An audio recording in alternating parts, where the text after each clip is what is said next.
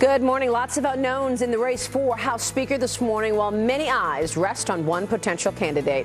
Hi, everyone. I'm Maria Bartiromo. Welcome to Sunday Morning Futures.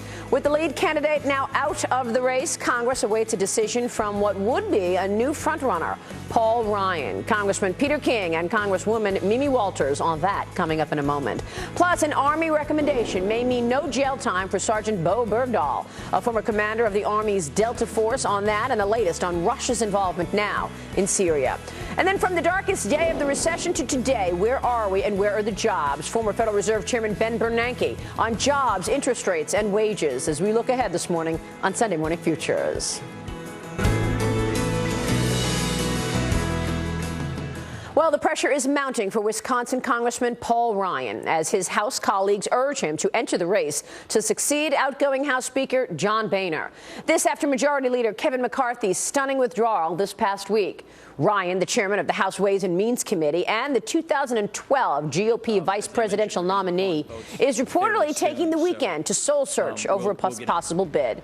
Meanwhile, sources tell Fox News that Speaker Boehner may stay on in his current post until a candidate can secure the required 218-vote majority. Joining us right now, 12-term Congressman Peter King of New York. He served on the House Homeland Security Committee and is also chairman of the Subcommittee on Counterterrorism and Intelligence. Also joining us is Congresswoman Mimi Walters of California. She serves on both the Judiciary and Transportation Committees. Good to see you both, Representatives. Thank you so much for joining us. Thank you. Thank you. Congressman King, what can you tell us about Paul Ryan this weekend? Do you think he's going to take this job? I would certainly hope he does. I can understand why he'd be reluctant to. I mean, Paul is certainly has tremendous status. He's a very smart guy. He's committed to the Republican Party, to true conservative principles. He has the proven record. He has to decide, though, whether or not it's worth for him to make the sacrifice, and it really would be a sacrifice. There's no glory in this job. There's no perks in this job. This is year-round, every day of the year you're working on it. One, as far as policy, as far as managing the House, as far as being involved in campaign fundraising, as being the public face of the party, and at the same time, there's going to be many people within the party taking shots at him, as well as the Democrats who will be well organized. Having said all that, I think he'd be an outstanding speaker. I would fully support him. I think he's the one person who could bring the party together. Not so much for his sake, but for our sake, I certainly hope he decides to run. Yeah, Congresswoman, I mean, bringing the party together is really a critical point here. What would you like to see take place? And do you think that that person is out there to actually cater to both sides or all the divisions that are pretty evident this today within the party?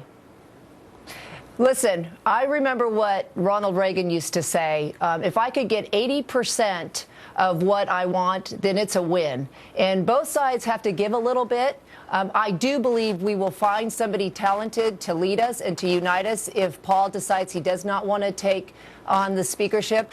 But I also really hope he decides that he wants to do this. He would be the right person for this job. And, you know, we've got to do the American people's work. And I think he is the perfect person to lead us. So my hope is he comes back to Washington, D.C. next week and says, I'm ready to take on speakership job. And you think we'll find out next week? I hope so. Yeah. I hope we do. Plenty to talk about with you both. I want to find out from you who you think are the alternatives. If not, Congressman and Congresswomen, stay with us. First, though, we want to get an in-depth look at just how Congressman Paul Ryan arrived at this crucial moment. Fox News senior correspondent Eric Shawn with that angle. Good morning to you, Eric. Good morning, Maria, and good morning, everyone. Will he or won't he? Well, we may have that answer, as the Congresswoman said, by the time Congress reconvenes next week. Paul Ryan spending this long weekend with his family trying to decide if he will take that promotion. If Paul Ryan runs, I mean, clearly he would be somebody that I would support. I think Paul Ryan's the right person to do this.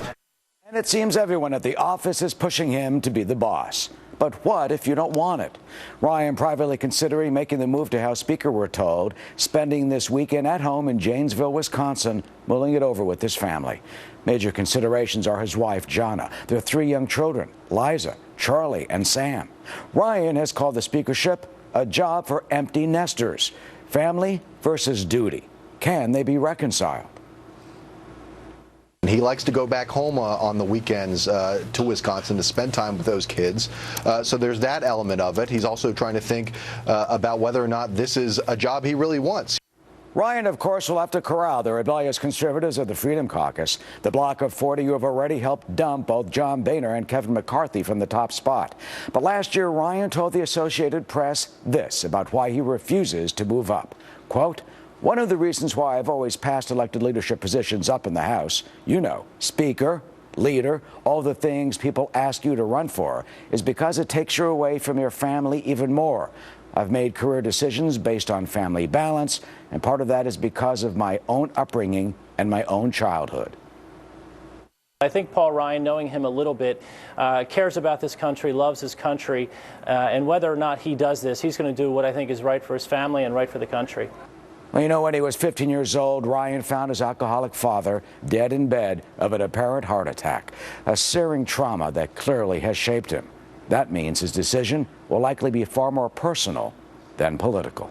Maria? Interesting. Thanks very much. Eric Shawn with the latest there, and more now with Congressman Peter King of New York and Congresswoman Mimi Walters of California. Congresswoman Mimi, we were just talking about Paul Ryan being the sort of the shoo-in here, but if he says no, who else is on the bench, would you say? I mean, if not him, who?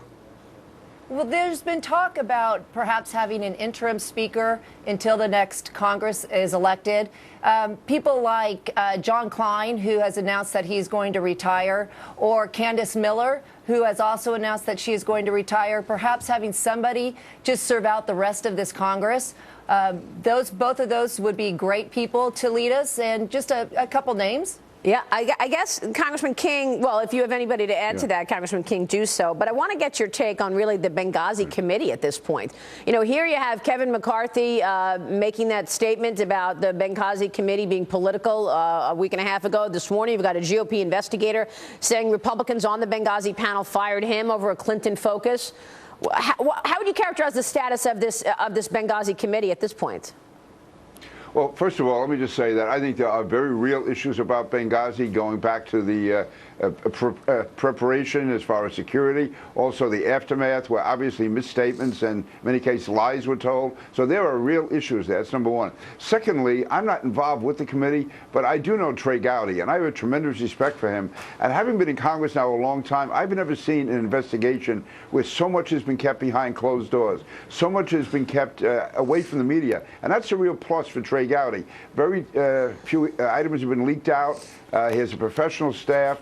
So to me, this shows that he is very intent, very serious about getting the job done. There are no cheap shots here. As far as that one staffer, I've also been in Congress long enough to know that, again, I don't know what happened here, but you can get people who get rubbed the wrong way. They end up having an axe to grind. They can take things out of context. So if I have to decide between Trey Gowdy and an anonymous staffer or a previously unknown staffer, I will side with Trey Gowdy. Yeah, and I guess, Congressman Walters, you got to remember that we did learn about the email scandal and the private server as a result of the information and much of the reporting within the Benghazi committee. 4 Americans died in Benghazi, and we have to get to the bottom of why they died. And this hearing has been all about getting to the facts. And it's important that we have these hearings. And Secretary Clinton just happened to be Secretary of State at the time. And so naturally, you know, her name's going to come up in these hearings. But it doesn't stop us from doing our work. We have got to get to the bottom of what happened. Understood. Yeah, Congressman King, let me ask you before you go on this Iran missile test that we're learning today. Breaking news that there's reports that Iran is testing long-range ballistic missiles. Semi-official news agency is reporting that the country has successfully test-fired a new guided long-range ballistic surface-to-surface missile. Is this violating the Iran nuclear agreement already? Maria, if those reports are true, it shows that Iran never intended to comply with the agreement. Iran, you would think, at least in the first few months after the agreement, would attempt to show good faith, whether they intended or not, at least go through the motions. The fact that they are so quick to be flagrantly, really spitting in the face of the United States, of Israel, of the world, shows that they are committed to doing whatever they have to do, and this agreement is just a vehicle for them to, to move forward. It was the worst agreement that our country could ever enter into, and and Iran is showing right now it has no regard for international law, no regard for bringing about any type of peace and stability. And now, more than ever, we see why Netanyahu was so correct and President Obama was so wrong. We will keep following those reports, Congressman King, Congresswoman Walters. Good to have you on the program today. Thanks so much. Thanks, Maria. Thank you, We'll be watching the developments. Thank you both. An Army officer now recommending that Sergeant Bo Bergdahl face no jail time. Is this the right move? We'll talk to a former commander of the Delta Force live next. I hope you'll follow me on Twitter at Maria Bartiromo, at Sunday Futures. Send us a tweet. Let us know what you'd like to hear. Stay with us as we look ahead. We're talking with Ben Bernanke later on in the program about jobs and the economy on Sunday Morning Futures.